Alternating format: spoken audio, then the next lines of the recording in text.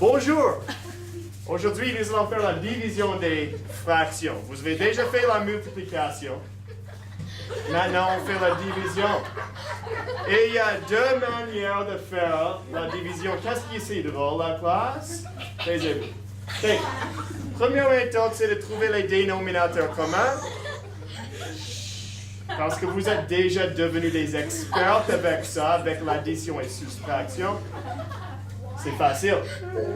Okay? Je vais expliquer ça dans une seconde avec un exemple ici.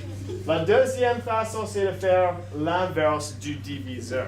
Okay? Un peu de vocabulaire à apprendre là. Okay, on utilise un exemple, 3 sur 5 divisé par 1 quart. Première chose, vous devez trouver votre plus petit dénominateur commun. Le plus petit dénominateur commun égale dans ce cas, entre 5 et 4, le plus petit dénominateur commun, c'est 20. Une fois que vous avez trouvé votre plus petit dénominateur commun, 20, et vous avez aussi adapté vos numérateurs pour que les fractions soient équivalentes, vous pouvez éliminer vos dénominateurs complètement et ça devient 12 divisé par 5. 12 divisé par 5, exprimé d'une autre manière, c'est 12 sur 5. Alors, le premier numérateur est placé sur le deuxième. Okay? Alors, tu vois ça. Après, tu as 12 sur 5. Et la dernière étape finale, c'est de changer votre fraction impropre à nombre fractionnaire. Ça, c'est la première méthode de le faire. La deuxième méthode, c'est, oh, j'ai même pas noté qu'est-ce que c'est. On appelle ça l'inverse du diviseur. L'inverse du diviseur. Il y a juste quelques étapes pour faire ça.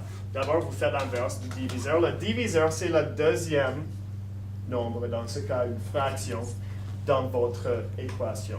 Alors, dans ce cas, c'est 1 sur 4. Ça, c'est votre diviseur. Pour faire l'inverse, vous allez changer la place de votre numérateur et dénominateur. Et la deuxième étape, changer à une multiplication. 3 sur 5 divisé par 1 quart est exactement, et ça va vous donner la même chose que si tu fais 3 sur 5 fois 4 sur 1. Vous voyez comment j'ai changé 1 sur 4 à 4 sur 1. Ça, c'est l'inverse. Ensuite, multiplier. 3 fois 4 égale 12. 5 fois 1 égale 5.